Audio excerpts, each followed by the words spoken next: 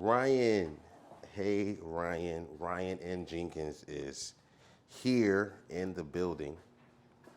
I think you are the second person in the new location, but Thinking Kingdom Media welcomes you back. How are you, I'm Ryan? good. You good? I'm good. You just told me that you're getting comfortable with just chilling. Yes, getting very comfortable with just chilling. So I feel some type of way about it, but I realize it's needed. Right. So I've been catching up on a lot of Warner Brothers DC comics on HBO Max. Like they are better than the movie. That's a whole discussion within itself. But me and my son had a very detailed discussion about the differences between that and the actual live action movie. So, Right. but yeah. Well, I mean, I just want to get straight to it with you. I think the most wicked and terrible thing to happen under heaven happened recently with these school shootings. And I'm just trying to figure out what strength you're pulling on to continue to be at school. Because as a matter of fact, I told my wife that my son's not going to school the next day. It was like 2 days left or something like that. And I was like, they're watching movies sitting in there waiting for something to happen. He doesn't need to be there. You know what I mean? Like, what are you pulling on? Like, first of all, how are you processing that? Honestly, you don't. You can't. And I'm different because I have other coworkers who process everything, and like I'll admit, because of that tragedy, we were reminded that there were protocols put in place before. All of our doors are locked, which was mistake number one of that building. We're not allowed to prop our doors. We're not allowed to open our doors to even though sometimes I'll admit we have. Yeah. And even within the building, you just can't walk in. You have to be cleared in, have a key card, or the person has buzz you in. And in the classroom, our doors are supposed to be locked.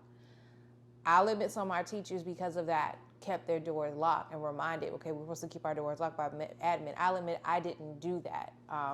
Yeah. And someone say that's foolish, and I'll make sure I do it next year just to make sure I'm following protocol.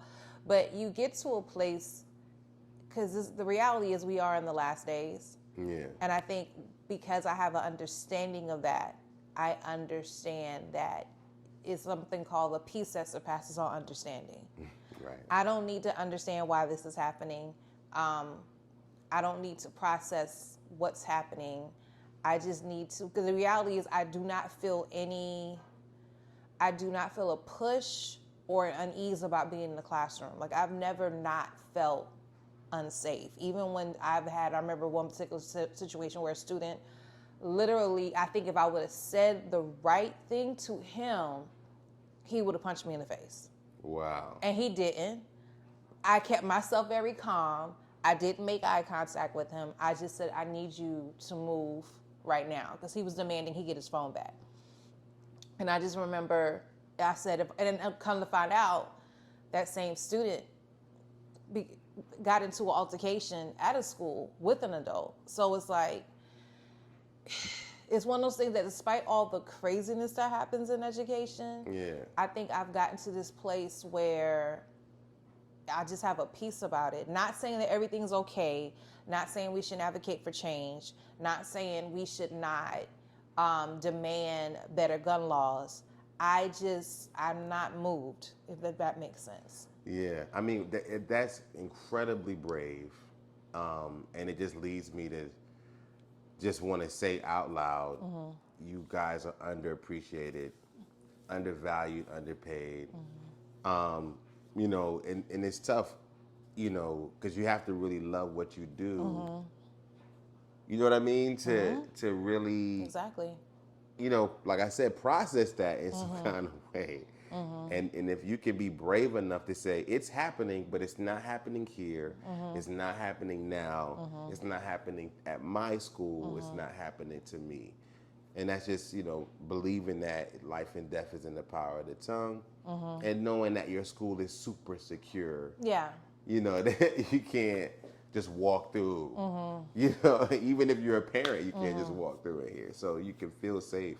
Why do you think that it's possible for an elementary school? Like, I mean, I'm seeing a whole bunch of conflicting reports, police saying this, the parents saying that, the news saying this.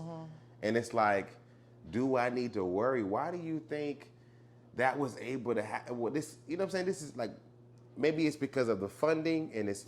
I definitely believe it's tied to funding. I definitely believe a lack of training, a lack of funding.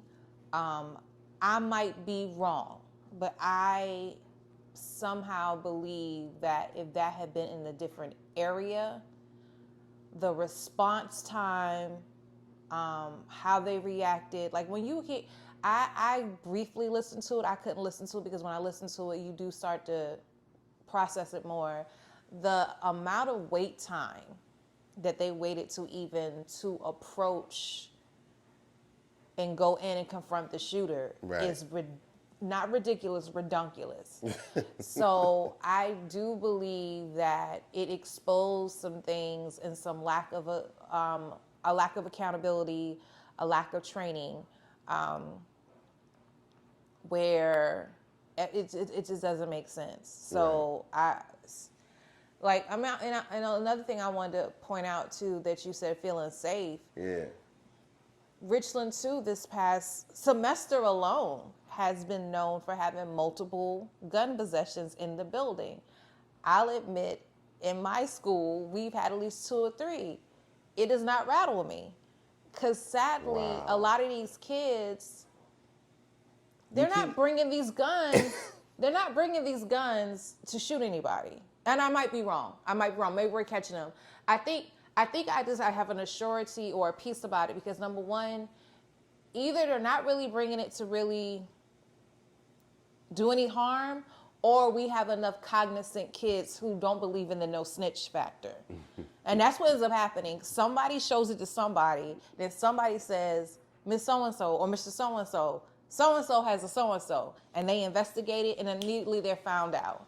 So that's one thing a lot of people are complaining about the weapons on campus. Yeah. But one thing I would celebrate the fact that they're finding these kids with the weapons and nothing had transpired. Right. That's one thing I am. But I know they are taking measures. I know my son, at a particular high school, they have metal detectors. Like they had metal detectors. Right. I told somebody I don't mind us having wands on the middle school level. Like they have at the basketball and the football games, they have that stuff for security. Because the reality is the kids don't have lockers anymore. So kids do have their book bags. They carry their book bags all day. No one goes through the book bag. So you don't know what's in there. You don't know what's happening. No. You don't know what's happening. And I hope I didn't freak anybody up by saying that. But if you watch the news, it's a lot that's reported on the news that we know about behind the scenes. And again, it's just like that tree planted by the water, I guess. Yeah. In Psalms, I can't. And I know people are leaving education for multiple reasons, but I just got to a place where I'm good. I mean, speaking of that, you're literally the LeBron James of teachers right now. What? You're year 19. No, because you said out loud. You said you were in year 19, right? Yeah, year 19. Right. Yeah. So LeBron James is going into year 19. Okay, I knew that probably would go over your head. But yeah. This is you. And I didn't realize he's been in that league that long. But go yeah, ahead. but look at you though. You're the same. But like you said, and you keep saying this. I'm not rattled. I'm not bothered. It's almost like you want to understand that as a teacher, you got to be on a mission. Like I'm here to change lives and impact children for the rest of their lives, and that is the pay that your money and your pay and your salary as a teacher can't give you. Right? Right? Like when your students still come back to you and they remember you and and they say you still look the same. All of that stuff is supersedes salary. And so when I think about that, I'm like, man, we need more teachers like that. And you're saying, you were talking about how people leave education. I I wanted to talk to you about, Mm-hmm. attrition in education and when teachers leave and how often that, I don't think, do we have like a lot of LeBron Jameses? Like, in We actually do. We actually do. Okay, with the teacher overhaul, and I don't know if the word is overhaul. Yeah. There are mainly two reasons why teachers don't stay. Number one, you were never built for this. I stress this first. It's not the job for It's you. not the job for you, and it's never been the job for you. And we have too many people in our profession who are not good at what they do, but because they don't do enough to get pushed out the door, they stay there. And I'm trying to be careful with my words. So I want to stress that because we do have an alarming number of teachers who literally went into this, oh, you get good benefits, you get the summers off, yada, yada, yada, and vacation days and yada. I mean, there are some people that went to it for the wrong reasons. For the wrong reasons. And right. I've heard other reasons why people went to education, and they were never known as good educators. And sadly, I have watched them educate our children, and you're just like, you're not good at this. But because the demand is so high, it's very hard to get forced out. Now, I have been in school districts. I have been in under principals who they were on those teachers who weren't doing what we're supposed to be doing, and eventually those teachers left because they were held accountable. That's the other flip side. If you're not held accountable, you do what you want to do. And if parents are not voicing complaints, you do what you want to do. And you're there for years and you're not doing anything. The statistic goes that one bad teacher can set a student back 2 years. Ooh, my Lord. So that's a bar. It used to bother me in certain schools I used to teach, and they used to loop a teacher with a certain group of kids. But that's not a good teacher. Like, I don't understand that. Let me get off, because I don't want to get in trouble. No, Second thing is burnout. They genuinely, like, I have a relative who I think this is her 20th year. She's a special ed teacher. Burnout. Her health was not the best. And special ed is another beast within itself. Like, right. Regular core teachers, we teach, we have lesson plans, we have curriculums we have to enforce, yada, yada, yada. Special ed teachers, they teach, they have a curriculum they have to enforce.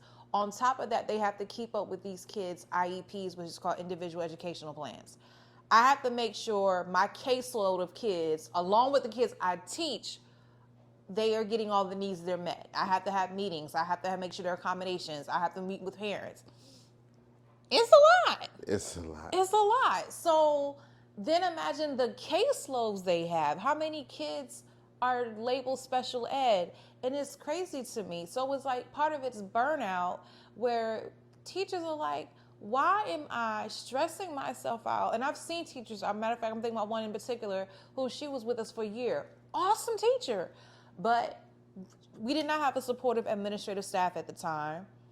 And she could see the kids just ran the building. So her father came to her and said, okay, here's a job making $50,000 a year. When at the time she was a first year teacher, she might have been making 31, 32.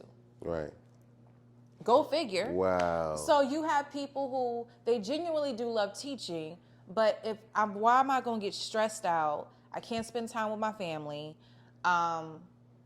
Like maternity leave, unless you put up the days, there is no real maternity leave. They say that, but the days are not there. I mean, I can keep going on and on and on. But it's just like, our turnover rate is definitely attributed to, number one, you never should have been teaching in the first place. Or number two, you're just fed up. And it's like nothing is changing. Nothing is getting better. And until our systems that get it, like someone was saying how, I forgot what county or what state it was, but they were building a new prison. That money could be given into education. Right. That's what I was going to ask you was like, is it that, everybody's talking about defunding the police and changing gun laws and such. And I'm saying, is it that we need to invest more money in our educational system? Is it that we need to incentivize our teachers so that they could be more motivated to actually go into the system and start teaching? Because when I was going through college, they were like, hey, Darius, go through the Call Me Mr. program. And because we have a shortage of black male teachers in the school system. And I think you make, do great as an educator. And so I went into college as an education major, and I started hearing all these terrible things. And instead of me graduating in 4 years from college, I graduated in 5 because I started as an education major and ended up doing mass communications, which is what I'm doing right now, which worked out much better for me doing this. But, do you think it's that we just need to invest more money that's part of it. Into the education system? It's not just invest more money. We need to, number one, have better systems in place. Like if you expect your teachers to do something, then you need to be around to inspect it. Go around and make observations. Hold teachers accountable. Parents need to speak up. If you notice your child is getting minimal work or getting work that doesn't make sense or getting grades that doesn't make sense, question it. It needs to be more accountability. Now, some people say I will push more teachers out, but I was on a call. It's called Hip Hop Ed. Yeah. And I remember the teacher saying, I would rather have a class of 40 kids than for me to have lower class size for them to be with a teacher who doesn't care about them. Yeah. And I never thought about that before, because I used to get mad when my numbers went up to like the 31. And like that's almost like the average number for some of our grade levels at the school that I teach at. And I thought about that. I was like, you know what? At the end of the day, if I know what I'm doing, I don't mind having larger class size. Now, not everybody doesn't advocate that because a lot happens and you're not able to get sometimes that one-on-one attention. But it's something to be said when I never forget one of my, she's a sophomore this year. And she said, you're the first teacher, this is in 8th grade. You're the first teacher that really showed me you cared about me. What? Like, why? And maybe those teachers did care. And maybe because I've been told I do team too much. I've cooked for my kids. I've done some things for my kids.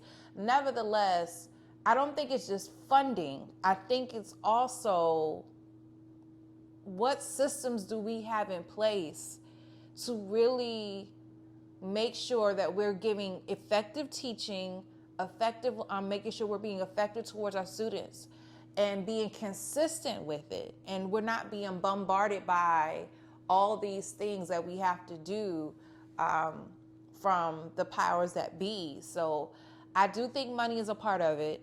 I think money is a big part of it, but at the same time, we need to make sure that we're holding teachers accountable and have systems in place to help them be successful. If you have a teacher in your building who doesn't know what they're doing, I'll admit when I first came to Richland too, I was like you. I initially went to Winthrop to be a mass comm major.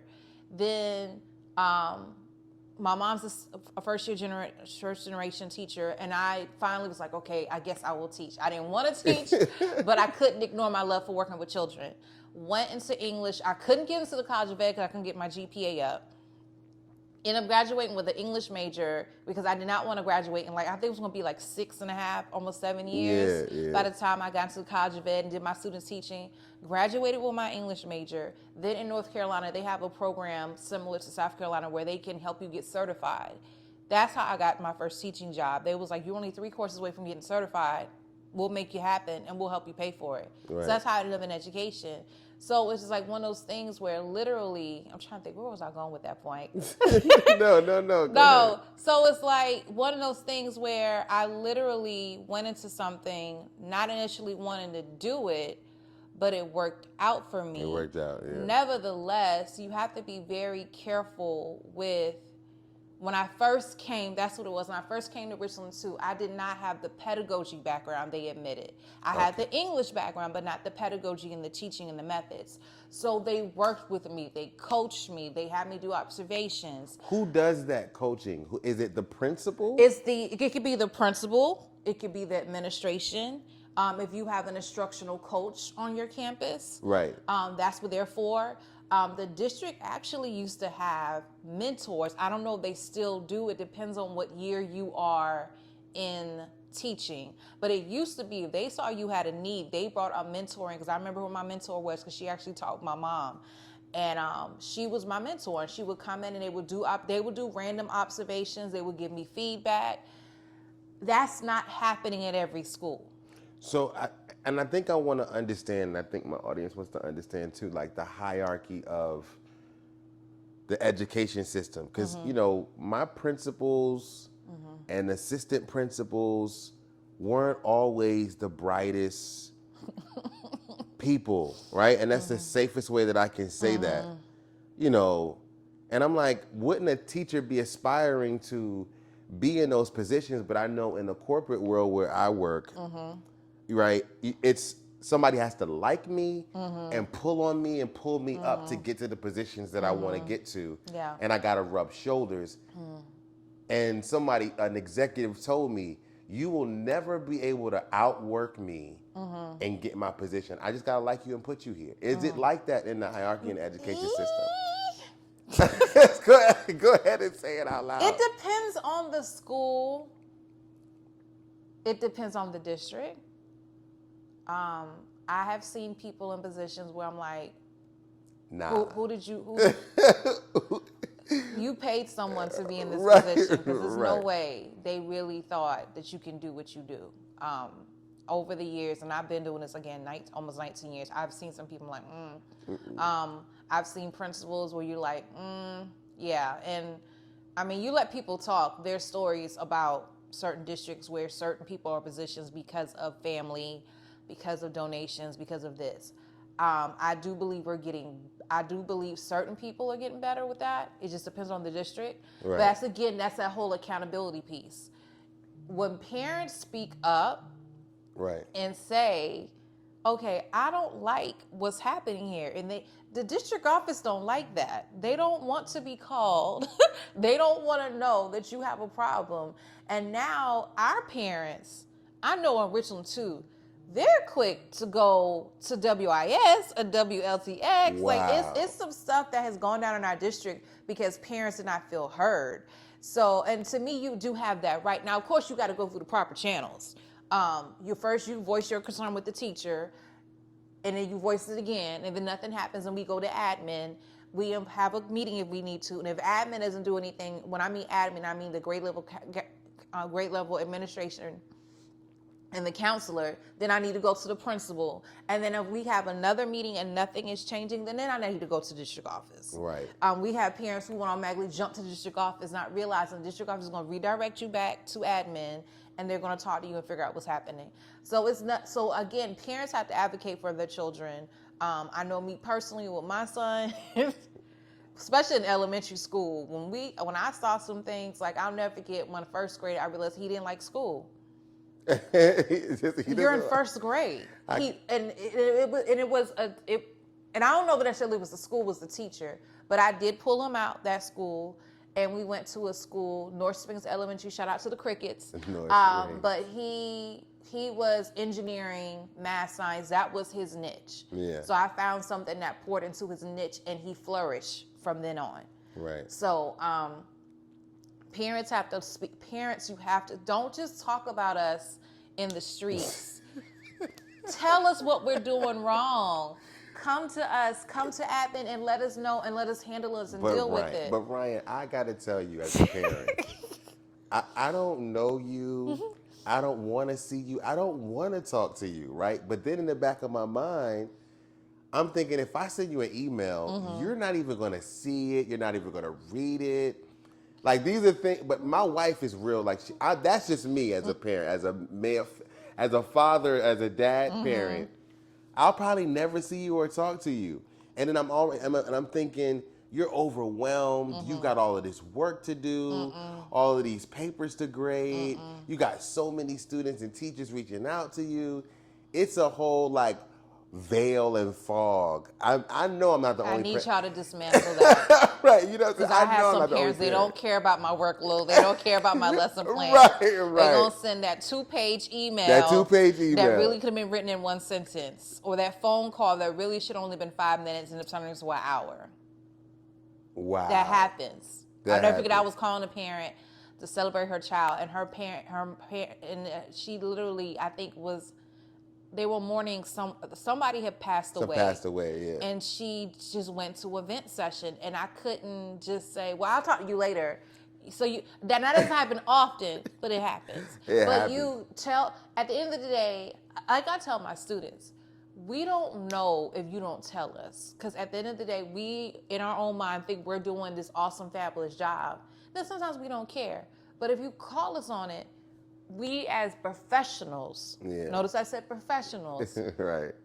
We are expected to adhere to your needs, because at the end of the day, we're there not for the parents, which I need some people to understand. We're there for the kids. And if the kids feel like we're not servicing their needs, okay, let's see what's the problem, and let's work it out, and let's fix it. So coming into the education system as a professional, at some point you have to separate your love for what you're doing and see a business happening, or like, is that something that, because like when you're a teacher and you have a heart for teaching, do you ever like get to see or ever feel like this is business, this is a business that I'm partaking in, this is education, the education system it's a business thing. I come here, I do my job, I get paid, I go home.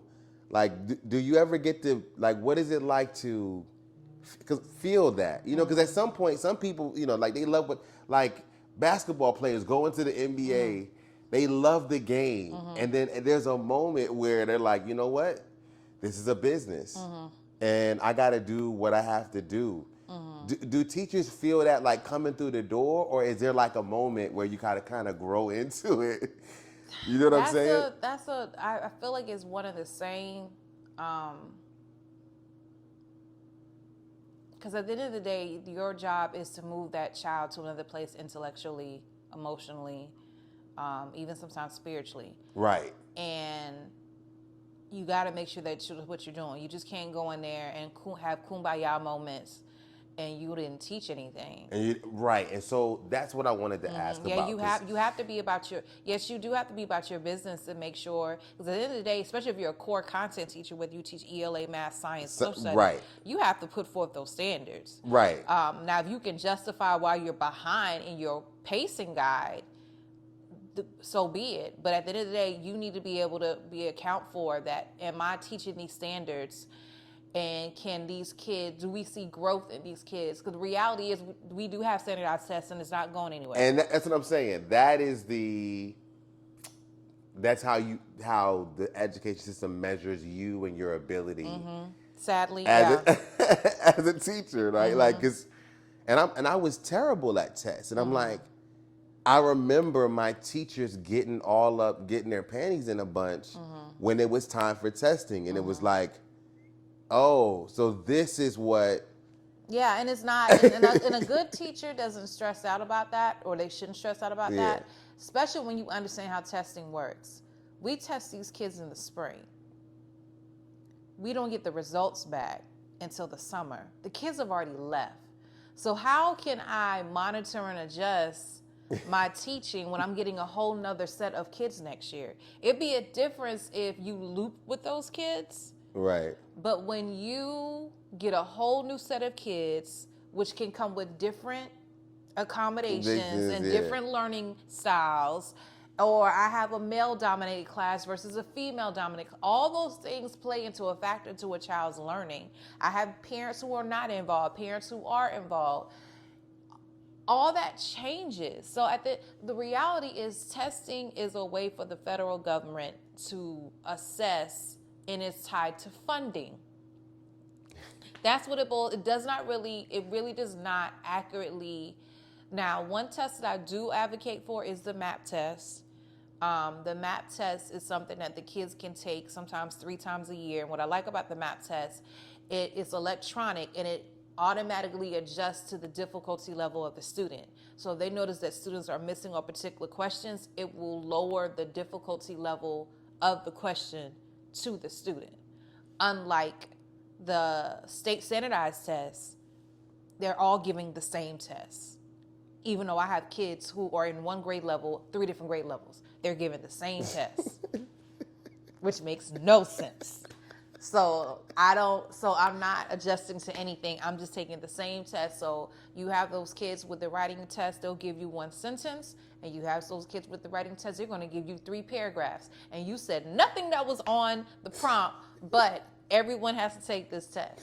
So it's like, take it how you get it. Hate it or love it.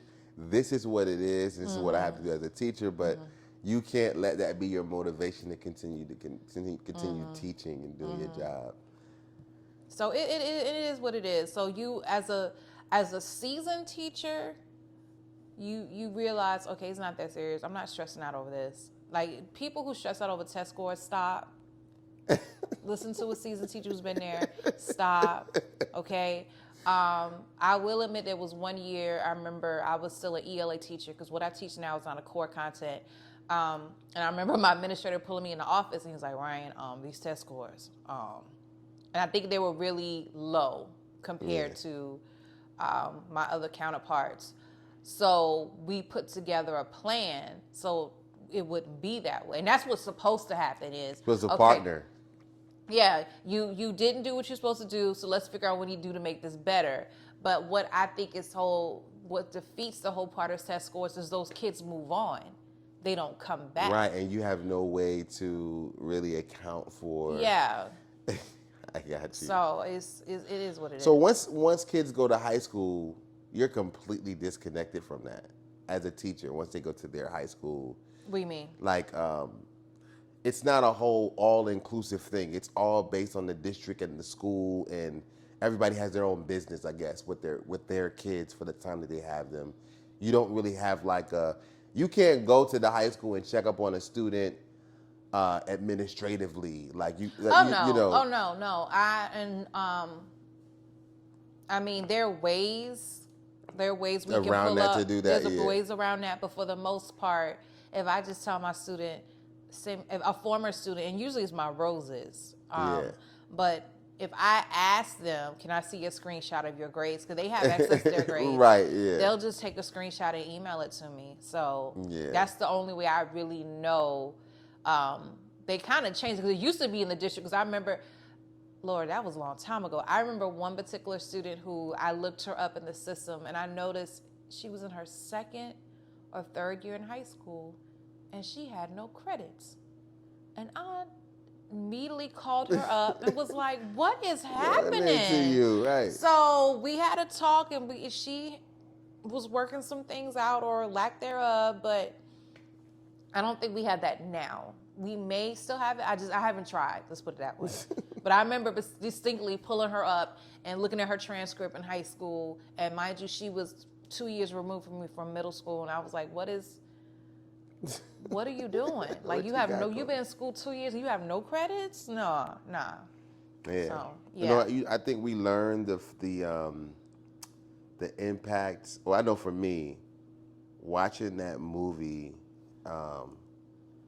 about that principle. What's the name of that movie? Is it Lean On Me? It's Lean On Me. Is it we can Stand and Deliver. We can go down Lean On Me. list. Lean On Me. Okay. Lean On Me, right? Because Joe Clark. Right, Joe Okay. Clark, Mr. Clark, right? And I think going into it, like you aspire and you think there's a hierarchy. There's you come in, you're a substitute, then you become a full-time teacher. That's what then I you did. become a guidance counselor, and then you become an assistant principal, and then you become a principal, and then you become whatever superintendent, right? Yeah. Like everybody, I guess what I'm learning is that everybody's not interested in doing that, and not everybody's capable of doing that. No. Right? No, it's like I never get someone telling me, I really feel like I'm better as an admin than I'm as a teacher. And I'm looking at this person like, you're not a good admin. But I couldn't say that. Oh, right. Lord, I'm putting it all out there. But like me personally, I'll admit, when I was teaching, I went through my periods where I didn't want to teach. Like, I'm like, oh, whatever. And I remember wanting to go into counseling because I thought it would be less work. What? No. Especially now, because you have the counseling aspect of it and then the scheduling part of it. Yeah. To me, it should be separate. You should be a counselor solely, then we should have a scheduler or an academic coach for our kids. It should not be one and the same, especially on the high school level. That's too much. Yeah. And I remember wanting to go into counseling, and I realized, I don't want to do that. I knew I wanted to get my master's, but for the longest, I couldn't figure out what I wanted to get my master's. I knew I did not want to go in administration. To me, they work hard for their money, and to me, it's not worth it. That's just not something. Because I have 100-something kids I have roughly every year versus dealing with 200 to 300 kids and their parents if I'm the admin. I'm good.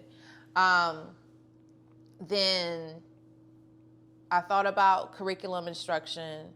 That's pretty much you're teaching teachers how to teach. I'll admit, I'm one of them teachers. I don't mind professional development, but at the same time, I'd rather work with the kids. I'd rather work with kids. So getting my degree in being a media specialist, which I'm working on, done in the next 2 years. That was the next fit for me, because that way the workload will lessen, so to speak, but I'm still working with students on my own terms, if that makes sense. I don't have kids every day. I will have to teach classes, but not all the time. So to me, that was the next logical step, to still stay in the classroom, because I don't know how much longer I'm going to be doing what I'm doing. So I want to have an option to do something else. Yeah. It's the summertime. What do teachers do in the summertime? It's literally no school. Like, you just find But that's things the to lie do. they tell y'all. That's the lie. That's the lie. I admire those teachers. Like, I have some coworkers, former coworkers and current coworkers. They don't check their email until that day before we have to check back to school. Unlike me, I check my email every week. Me personally, because I teach a course called Avid, where I have to enroll kids and recruit kids. I'm still trying to get kids registered for my course because they applied late or they want to be in the course. I'm still recruiting. So I'm emailing parents, scheduling interviews. I have to do professional development because I'm technically on the administrative team. I have to meet with I've been meeting with them the last 3 Mondays. I've been meeting with them for an hour to plan for next year. Great teachers. There is no summer off. At some point, if it's just 2 weeks after summer, you're doing some type of form of planning, because you just don't go into the school year and just start teaching. Now you have some people that can, because they are still using the same lesson plans they have been using for the past 15 years. Yes, right. So, or you have systems in place, whether it's computer programs or whatnot, who pretty much do it for you. But for the most part, a quality teacher, you're not taking the whole summer. I do believe you should take at least a month. Like, you do nothing. That's why this has been very hard for me this last couple of weeks, because I am actually working in July. And it's like, June, you just need to chill out. Like, just chill out. It's okay, Ryan. Even though I'm working in July and I'll be off by like 1:15, I'll be done. Like, I'm done, and we don't work on Fridays. But still, that's the lie that's the lie that they tell you that. Now, you have some teachers, they ain't looking at nothing until, like, we go back August 9th. They ain't looking at nothing till August 8th. Man. And I would love to be in that place. I've never been that teacher. Well, thank you for clearing that up, because that's certainly what I've always thought, is that you guys just go ahead and take a break because you work so hard. We need to. We don't. Some of us don't. And then, like, a lot of people under the misconception, we have summers off. Our contract is for 190 days. So they take our contract and our daily rate and multiply that. And that's how we get paid over the summer, because they're able to evenly divide it over 12 months. Yeah. So technically, we're not paid for the summer. We're not, because we're not working. Even those days I have to report in on Monday and meet, I'm not getting paid for that. Yeah.